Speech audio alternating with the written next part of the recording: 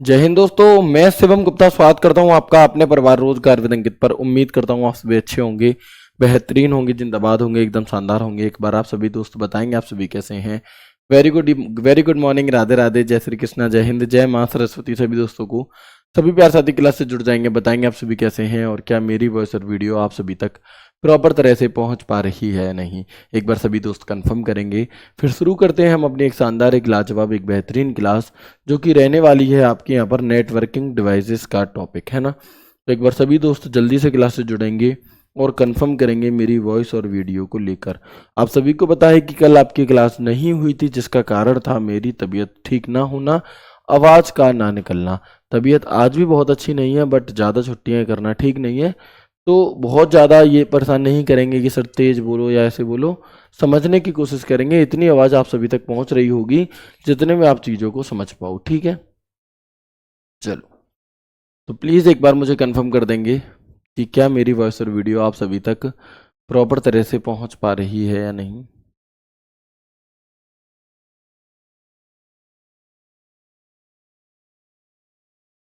Very good,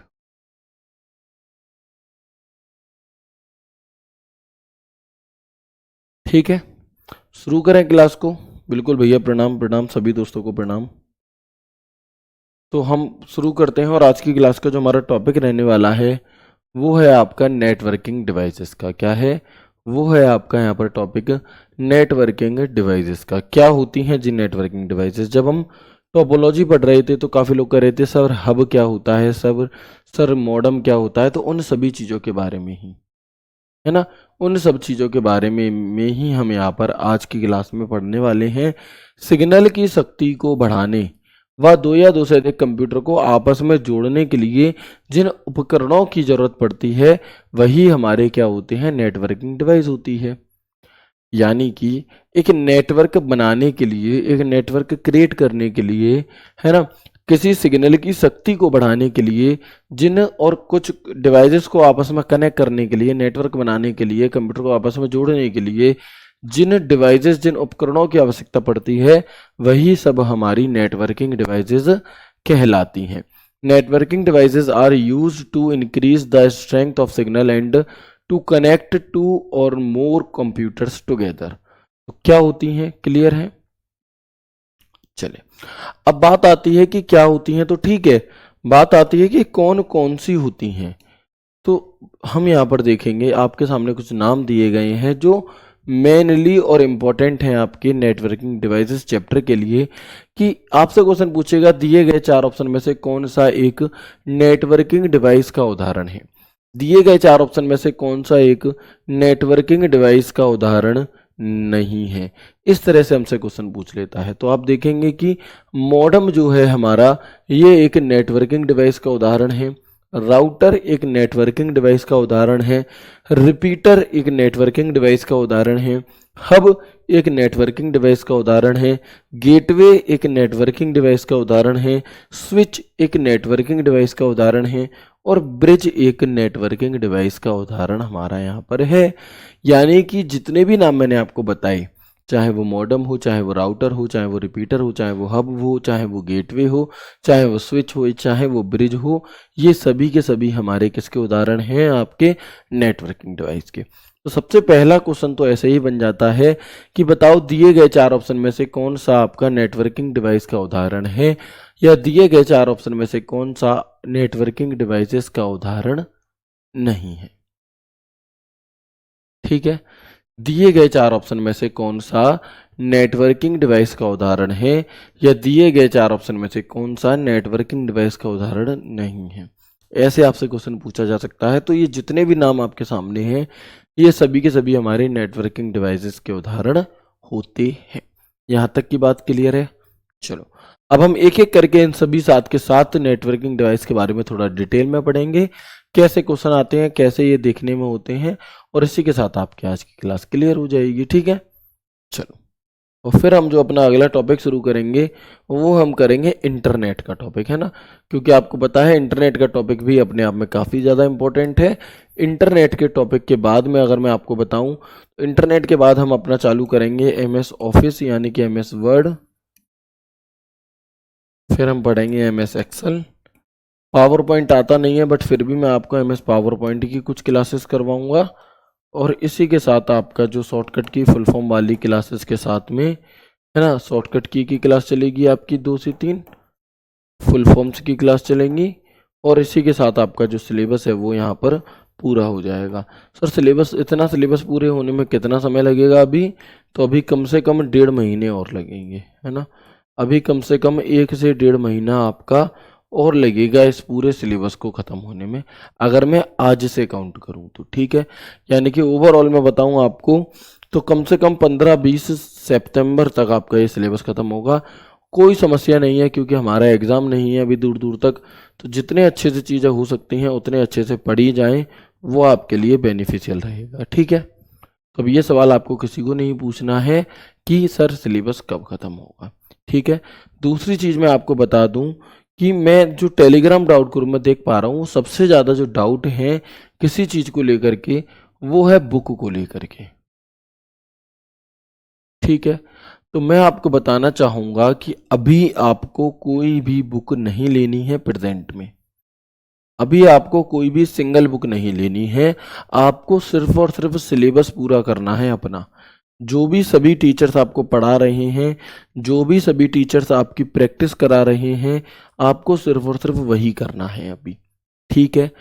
इसके बाद इसके बाद बुक आएगी कब तक? तो भैया बुक पर काम चल रहा है। जैसे ही बुक आएगी, अंकित सर उसके लिए वीडियो लेकर के आएंगे और आपको इन्फॉर्म कर देंगे, और उसके बाद आप उनसे प्रैक्टिस वगैरह कर सकते हैं। लेकिन बुक आपको तभी दी जाएगी जब आपका सिलेबस काफ़ी हद तक हो चुका होगा और आप उसकी प्रैक्टिस कर सकें, ठीक है। अंकित सर आपको बताएंगे इसके बारे में, लेकिन अभी इसमें समय लगेगा कम से कम 1 महीना, कम से कम है ये, क्योंकि आपका एग्ज़ाम नहीं है अभी।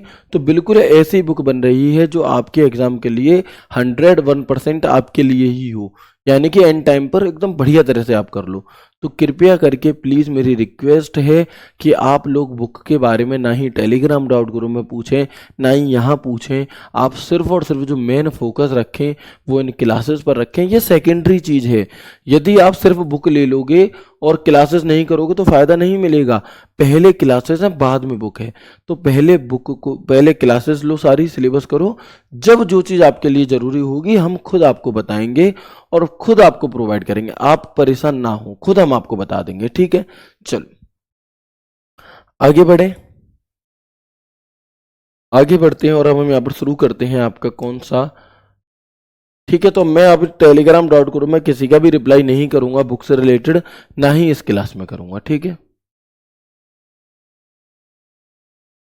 चलिए अब हम देखेंगे यहाँ पर मॉडम होता क्या है। सबसे पहले तो सबसे पहली चीज़ तो ये कि जो मॉडम है ये एक नेटवर्किंग डिवाइस का उदाहरण है। जो मॉडम है हमारा, ये एक नेटवर्किंग डिवाइस का उदाहरण होता है। किसका उदाहरण होता है? एक नेटवर्किंग डिवाइस का उदाहरण है सबसे पहली चीज।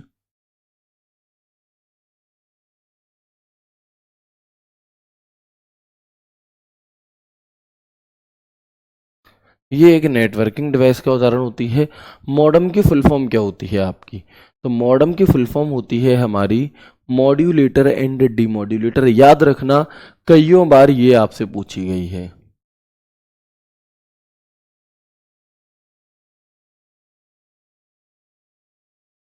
मॉडम की फुल फॉर्म क्या होती है आपकी? तो मॉडम की फुल फॉर्म होती है मॉड्यूलेटर एंड डीमॉड्यूलेटर। बहुत जरूरी फुल फॉर्म है, ये आपसे पूछी जाती है। अच्छा, अब मॉडम का काम क्या होता है? तो ये एनालॉग सिग्नल को डिजिटल सिग्नल में तथा डिजिटल सिग्नल को एनालॉग सिग्नल में कन्वर्ट करने का काम करता है, बदलने का काम करता है। यानी कि it converts analogue signal into digital signal and digital signal into analogue signal, ठीक है। तो डिजिटल सिग्नल को एनालॉग सिग्नल में बदलने की प्रक्रिया को हम मॉड्यूलेशन कहते हैं। क्या? डिजिटल सिग्नल को एनालॉग सिग्नल में बदलने की जो प्रोसेस है उसे हम मॉड्यूलेशन कहते हैं, और डिजिटल एनालॉग सिग्नल को डिजिटल सिग्नल में बदलने की प्रक्रिया को डीमॉड्यूलेशन कहते हैं। वही बात यहाँ पर लिखी है, the process of converting digital signal into analogue signal is called modulation and the process of converting analogue signal to digital signal is called demodulation. बात क्लियर है? बिल्कुल ठीक है भाई। क्या है जी? सबसे पहले मॉडम। मॉडम एक नेटवर्किंग डिवाइस है। मॉडम की फुल फॉर्म क्या है? मॉड्यूलेटर एंड डीमॉड्यूलेटर है। इसका प्रयोग किस लिए किया जाता है? एनालॉग डिजिटल सिग्नल को एनालॉग सिग्नल और एनालॉग सिग्नल को डिजिटल सिग्नल में कन्वर्ट करने के लिए किया जाता है आपका। अब हम बात करते हैं कि मॉड्यूलेशन क्या है। तो जब हम डिजिटल सिग्नल को एनालॉग सिग्नल में कन्वर्ट करते हैं तो वो मॉड्यूलेशन कहलाता है, और जब एनालॉग सिग्नल को डिजिटल सिग्नल में कन्वर्ट करते हैं तो वो डीमॉड्यूलेशन आपका कहलाता है। ठीक है। ये कंप्यूटर से इंटरनेट कनेक्ट करने की अनुमति हमें देता है। मॉडम कैसी डिवाइस है? तो मॉडम इनपुट डिवाइस भी है, मॉडम आउटपुट डिवाइस भी है और मॉडम नेटवर्किंग डिवाइस भी है। यानी कि यदि आपसे पूछे कि ऐसी कौन सी डिवाइस है जो आपकी इनपुट भी है, आउटपुट भी है और नेटवर्किंग भी है, तो हम यहाँ पर कहेंगे मॉडम जो है हमारा वो इनपुट डिवाइस भी है, वो आउटपुट डिवाइस भी है और वो आपकी नेटवर्किंग डिवाइस भी होता है। ठीक है, चलिए इसके बाद मॉडम की जो स्पीड होती है उसे किस में मापा जाता है? उसे बीपीएस में मापा जाता है। बीपीएस यानी कि बिट पर सेकंड। इस पर जो हमारा बीपीएस होता है, जो मॉडम होता है, उसे बीपीएस पर मापा जाता है। बीपीएस यानी कि बिट पर सेकंड, या फिर बॉड में मापा जाता है। किस में मापा जाता है आपका? या फिर बॉड में मापा जाता है। चलो ठीक है। अब आप कहेंगे कि सर कैसे मॉड्यूलेटर डीमॉड्यूलेटर सिग्नल क्या चीज़ है? तो समझो, देखो जैसे ये एक कंप्यूटर है, ठीक है, और एक कंप्यूटर ये है जिसे हम डेटा भेजेंगे। दो कंप्यूटर हैं, एक जिससे डेटा जाना है, एक जो रिसीव करेगा। तो जब भी डेटा का ट्रांसफर होता है वो डिजिटल सिग्नल में ना होकर के वो एनालॉग सिग्नल में होता है। हमेशा इस बात को याद रखना। क्यों? क्योंकि जो डेटा का ट्रांसफ़र होता है वो हमेशा एनालॉग सिग्नल में होता है, ना कि डिजिटल सिग्नल में। और एनालॉग सिग्नल आपको और हमें समझ में नहीं आते, आपको और हमें डिजिटल सिग्नल ही समझ में आते हैं, जो आप और हम टीवी पर, फ़ोन पर या फिर कंप्यूटर पर देखते हैं। तो जो कंप्यूटर है वो डिजिटल सिग्नल उत्पन्न करता है। अब भैया ट्रैवल जो करेगा हमारा डेटा वो एनालॉग सिग्नल में करेगा, तो ये डिजिटल सिग्नल जाएगा मॉडम के पास और मॉडम इसे मॉड्यूलेट करके इस डिजिटल सिग्नल को कन्वर्ट कर देगा एनालॉग सिग्नल में। एनालॉग सिग्नल में आपका जब ये जाएगा और जब ये सामने वाले के मॉडम तक पहुंचेगा तो मॉडम फिर से इसे कन्वर्ट करेगा डिजिटल सिग्नल में, और यहाँ से ये आपके इस कंप्यूटर में आपको शो होने लगेगा। यानी कि जो भी डेटा होता है वो हमारा एनालॉग सिग्नल में क्या है आपका ट्रांसफर होता है।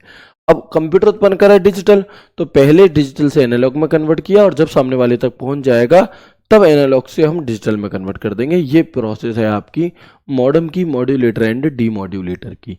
तो देखो कंप्यूटर डिजिटल संकेत उत्पन्न करता है। कंप्यूटर कैसे संकेत उत्पन्न करता है आपका? तो कंप्यूटर डिजिटल सिग्नल उत्पन्न करता है, जबकि संचार माध्यम टेलीफोन लाइन केवल एनालॉग सिग्नल भेज सकती है। यानी कि कंप्यूटर डिजिटल सिग्नल बना रहा है, लेकिन जो टेलीफोन लाइन है उसमें जो डेटा है वो केवल एनालॉग के फॉर्म में जाएगा और डेटा भेजना भी है। तो हम यहाँ पर क्या करते हैं आपका, तब हम यहाँ पर मॉडम का प्रयोग करते हैं जो डिजिटल सिग्नल को एनालॉग सिग्नल में कन्वर्ट करता है, ट्रैवल करेगा डेटा और फिर सामने वाले के मॉडम से जा करके, है ना, फिर हमारा यहाँ पर सामने वाले के मॉडम में जाकर के एनालॉग सिग्नल से डिजिटल सिग्नल में कन्वर्ट करके सामने वाले के कंप्यूटर पर शो होने लगता है। इतनी सी आपकी बात है। तो मॉडम क्या है ये बात आपको समझ में आई कि नहीं आई? अब बताओ। और अच्छे से समझना है तो और अच्छे से देखो, इस फोटो के माध्यम से देखो। जो हमारा कंप्यूटर है वो डिजिटल सिग्नल बनाता है। कैसे डिजिटल? अब जब ये डिजिटल सिग्नल इस मॉडम के पास गई और इस टेलीफोन लाइन में डेटा ट्रांसफर होना था, तो इसने इसे एनालॉग सिग्नल में कन्वर्ट कर दिया ऐसे। अब टेलीफोन लाइन से डेटा पहुंच गया सामने वाले तक एनालॉग के रूप में। अब ये एनालॉग से कन्वर्ट करके डिजिटल सिग्नल में कन्वर्ट कर देगा और ये आपका इस वाले कंप्यूटर पर शो होने लगेगा। यानी कि ये बैकएंड, ये पीछे की प्रोसेस होती है पूरी। ये जो प्रोसेस है ये पीछे की होती है आपकी। आपको सिर्फ ये दिखाई देगा, कंप्यूटर दिखाई देते हैं हमें, बाकी ये प्रोसेस दिखाई हमें नहीं देती। तो इस प्रोसेस को, डिजिटल को एनालॉग में कन्वर्ट करने की प्रोसेस को मॉड्यूलेटर कहते हैं, और एनालॉग सिग्नल को डिजिटल सिग्नल में कन्वर्ट करने की प्रोसेस को डीमॉड्यूलेटर कहते हैं। ठीक है, ये भैया ये मॉडेम की ही तो फोटो है, मॉडेम की पिक्चर दिखा दो, ये मॉडेम ही तो लगे हुए हैं आपके। ठीक है, चलो प्लीज एक बार मुझे कंफर्म करेंगे सभी दोस्त कि क्या आपको यहां तक की बात क्लियर है, मॉडेम क्या होता है, ये बात आपको समझ में आ गई।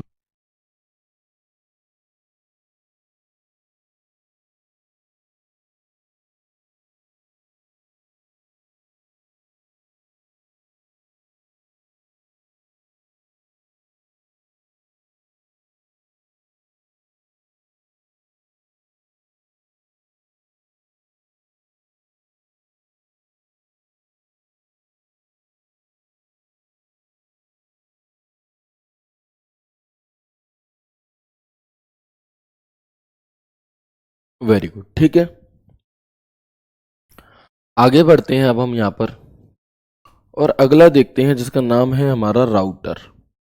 अगली नेटवर्किंग डिवाइस है जिसका नाम है राउटर। सबसे पहली चीज राउटर क्या है, तो राउटर एक नेटवर्किंग डिवाइस है।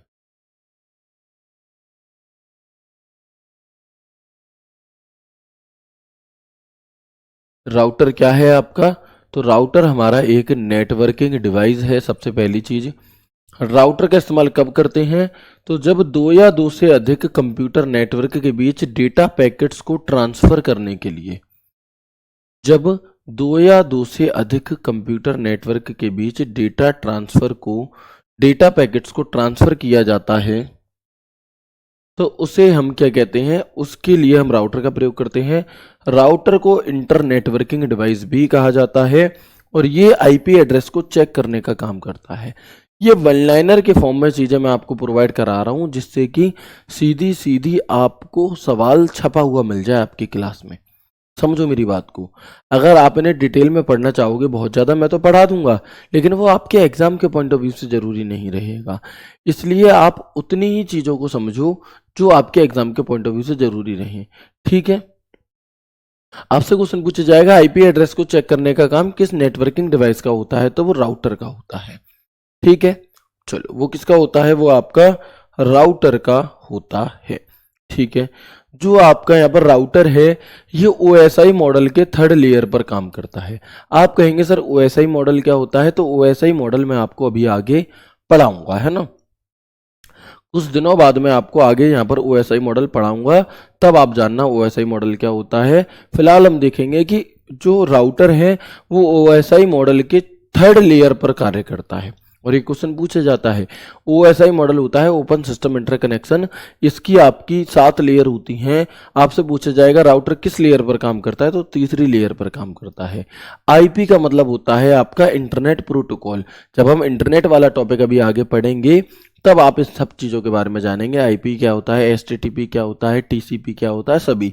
बस पेशेंस रखो तब तक। ठीक है, आईपी का मतलब होता है आपका इंटरनेट प्रोटोकॉल।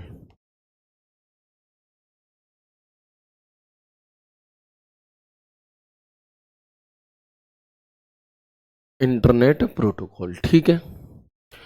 जो हमारा राउटर होता है इसमें केबल की जरूरत नहीं होती, अर्थात वाईफाई के उपयोग से राउटर का आविष्कार हुआ। डेटा को आईपी एड्रेस के आधार पर फिल्टर करने में इसका प्रयोग किया जाता है और राउटर डेटा पैकेट को स्रोत नेटवर्क से गंतव्य नेटवर्क तक मार्ग प्रदान आपका करता है। ठीक है, चलिए इसके बाद यदि हम देखते हैं, शॉर्टेस्ट एंड फास्टेस्ट मार्ग द्वारा डेटा को निर्धारित पते तक पहुंचाता है कौन, राउटर। शॉर्टेस्ट और फास्टेस्ट मार्ग द्वारा डेटा को अपने पते तक आपका पहुंचाता है। इसके जरिए कंप्यूटर को वायरलेस तरह से डिवाइस को वाईफाई से कनेक्ट कर इंटरनेट का प्रयोग किया जा सकता है। किसकी मदद से, राउटर की मदद से वाईफाई का प्रयोग करके हम अपने यहाँ की जो डिवाइसेस हैं उनमें वाईफाई का को कनेक्ट कर सकते हैं, इंटरनेट को कनेक्ट हम कर सकते हैं। किसकी मदद से, राउटर की मदद से। ठीक है, राउटर की मदद से। यहां तक की बात क्लियर हुई। सर आपकी तबीयत खराब है क्या, भैया मैं बता चुका हूं तबीयत बहुत ज्यादा ठीक नहीं है इस वजह से। ठीक है, चलो पता है फिर भी, है ना, मैं समझ रहा हूँ आप लोगों को मेरी फिक्र होती है और मैं उसके लिए तहे दिल से धन्यवाद भी कहता हूँ, बट भैया क्लास में कॉपी पेस्ट करेंगे तो थोड़ा सा डिस्टर्ब होता है।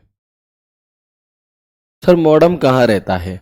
मॉडम रहता है जो आपका घर है, आप अपने घर से रोड की तरफ निकलेंगे तो वहाँ पर एक पीपल का पेड़ होगा, उस पीपल के पेड़ से 15 कदम जब आप आगे जाएंगे तो वहाँ पर एक पप्पू हलवाई की दुकान होगी, उस पप्पू हलवाई के घर के ठीक पीछे रहता है मॉडम।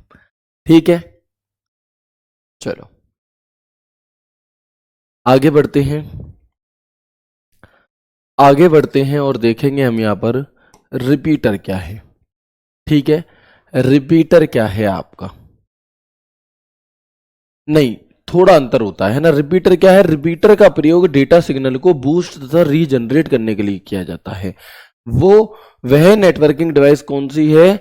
वह नेटवर्किंग डिवाइस कौन सी है जो डेटा सिग्नल को रीबूट करने का काम करती है, या हम कहें यहाँ पर, या हम कहें कि डेटा सिग्नल को बूस्ट तथा रीजनरेट करने का काम करती है, तो वो रिपीटर होती है। वो कौन सी होती है आपकी? वो रिपीटर होती है। ठीक है, repeater is use to boost and regenerate the data signal. Low level signal को प्राप्त कर उन्हें हाई लेवल सिग्नल बनाकर भेजता है कौन? रिपीटर। ठीक है, सिग्नल को बढ़ाने का कार्य कौन करता है? रिपीटर करता है। जब कंप्यूटर को आपस में जोड़ने के लिए लंबी केबल की आवश्यकता होती है, देखो एक चीज सोचो कि मान लो कि मैं यहां से तार भेजा मैंने एक, इस कंप्यूटर से उस कंप्यूटर तक नेट को जोड़ने के लिए, तो क्या जो स्पीड यहां से जा रही है वो स्पीड वहां तक पहुंचेगी? नहीं। तो उस स्पीड को बरकरार रखने के लिए बीच में हम रिपीटर का प्रयोग करते हैं। ठीक है, और ये OSI मॉडल के फिजिकल लेयर पर काम करता है। OSI की फुल फॉर्म क्या होती है मैं आपको बता देता हूं, बाकी हम OSI के पूरे चैप्टर को पढ़ेंगे। तो ओपन सिस्टम इंटरकनेक्शन इसकी फुल फॉर्म होती है, ओपन सिस्टम इंटरकनेक्शन।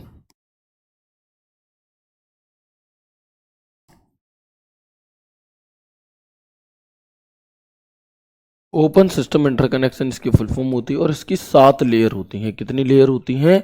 इसकी टोटल 7 लेयर आपकी होती हैं। ठीक है जी, चलिए, तो रिपीटर का काम क्या है? रिपीटर का काम होता है कि कमजोर नेटवर्क को क्या है आपका, यहाँ पर रीबूट करने के लिए, रिस्टोर करने के लिए, थोड़ी स्पीड बढ़ा देने के लिए एक तरह से। कैसे? तो आप यहाँ पर देखेंगे, मान लो रिपीटर क्या काम करता है, देखो जैसे मान लो कि यहां से कोई पानी फैला है ना, यहां से थोड़ा पानी फैला, अब अगर ये पानी फैलकर यहीं, तो यहां पे जाकर रुक जाएगा, ये डेटा आगे जाएगा ही नहीं। लेकिन अगर मैं यहां से थोड़ा थोड़ा पानी लगातार भेजता रहूं तो क्या ये फिर आगे चलता रहेगा? जी बिल्कुल चलता रहेगा। तो यही काम हमारा करता है कौन? रिपीटर। कि जब अगर मैंने अपने कंप्यूटर से स्पीड में दे रहा हूं तो जो स्पीड यहां से है वो बरकरार रहे, मेंटेन बनी रहे, इसके लिए। ठीक है, बिल्कुल। भैया कहाँ क्या रहता है? जहां पर आप उसका यूज करोगे वहां रहेगा। ये कैसा क्वेश्चन है, आप खुद सोचो। रिपीटर कोई भूत हुआ थोड़ी ना, कहाँ रहेगा? कंप्यूटर कहाँ रहता है? जहां आप उसका प्रयोग करेंगे वहां रहेगा, जहां पर आप उसे लगाना चाहेंगे वहां रहेगा। आप या तो क्वेश्चन ठीक से नहीं पूछ पा रहे हैं या मैं ठीक से समझ नहीं पा रहा हूं, इस वजह से। ठीक है, वो एक डिवाइस है, उसका प्रयोग जहां आप करोगे वो वहां रहेगी, वो खुद से थोड़ी ना उठ के चली जाएगी कि मैं यहां रहूंगी। ठीक है भाई, चलो।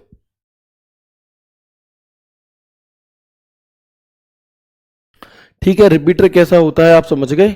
इसके बाद अगला आता है हमारा जिसका नाम है हब। अगली नेटवर्किंग डिवाइस हमारी आती है जिसका नाम होता है हब। हब क्या है जी? तो सबसे पहली चीज, हब एक नेटवर्किंग डिवाइस है, और हब एक मल्टी पोर्ट रिपीटर है। यानी कि है ये भी रिपीटर, लेकिन ये मल्टी पोर्ट रिपीटर है। इसके अंदर कई सारे पोर्ट होते हैं। पोर्ट क्या चीज होती है जी? अभी समझेंगे। कई सारे ऐसे ऑप्शन होते हैं, जैसे रिपीटर है, रिपीटर में एक ही दो कंप्यूटर जुड़ सकते हैं, लेकिन हब में आप बहुत सारे आप यहाँ पर वायर को जोड़ सकते हो। तो हब एक मल्टीपोर्ट रिपीटर है जो विभिन्न उपकरणों को आपस में जोड़ने का काम करता है। Hub is a multiport repeater which works to connect different devices together. इसका प्रयोग लैन यानी कि जो लोकल एरिया नेटवर्क में स्थित कंप्यूटर होते हैं उनको आपस में जोड़ने के लिए किया जाता है। ठीक है, हब क्या होता है हमारा? तो इसका प्रयोग लैन यानी कि लोकल एरिया नेटवर्क में स्थित कंप्यूटर को आपस में जोड़ने के लिए किया जाता है। हब का प्रयोग हब डेटा को मार्ग प्रदान करता है। एक हब में दूसरे हब को जोड़कर कंप्यूटर और भी कंप्यूटर जोड़ सकते हैं और इस प्रोसेस को डेजी चेनिंग कहते हैं। यानी कि एक हब में दूसरा हब जोड़ दिया, दूसरे हब में तीसरा हब जोड़ दिया और उसमें और कंप्यूटर जोड़ लिए, उस प्रोसेस को डेजी चेनिंग कहते हैं। हब एक गैर बुद्धिमान नेटवर्क डिवाइस होता है। अगर आपसे पूछे कि बताओ दिए गए 4 ऑप्शन में से कौन सी नेटवर्किंग डिवाइस गैर बुद्धिमान कहलाती है, तो वो हमारी यहाँ पर होती है हब। वो कौन सी होती है? वो हमारी होती है हब। अब आप इसके माध्यम से देख लो हब कैसा होता है। देखो, जैसे आपने देखा यहाँ पर जो रिपीटर है इसमें सिर्फ 2 ही पोर्ट दिए हैं, जबकि हब में ऐसे बहुत सारे हैं, तो इसीलिए तो इसे मल्टी पोर्ट रिपीटर कहा गया। इसीलिए तो इसे मल्टी पोर्ट रिपीटर आपका कहा गया। और एक हब था, एक हब में मैंने यहाँ पर एक और हब जोड़ दिया, एक और हब जोड़ दिया और एक और हब जोड़ दिया। अगर मैं नॉर्मली देखता तो इससे 4-5 कंप्यूटर जुड़ सकते थे, लेकिन अब मैं यहाँ पर देख रहा हूँ कि आप यहाँ पर, तो इस प्रोसेस को क्या कहा जाता है? इस प्रोसेस को ही डेजी चेनिंग कहा जाता है, कि जब हम एक हब से कई सारे और हबों को जोड़कर ज्यादा कंप्यूटर को आपस में जोड़ लेते हैं, वो हमारा क्या कहलाता है? डेजी चेनिंग कहलाता है। ठीक है, बताएंगे एक बार यहां तक की बात क्लियर?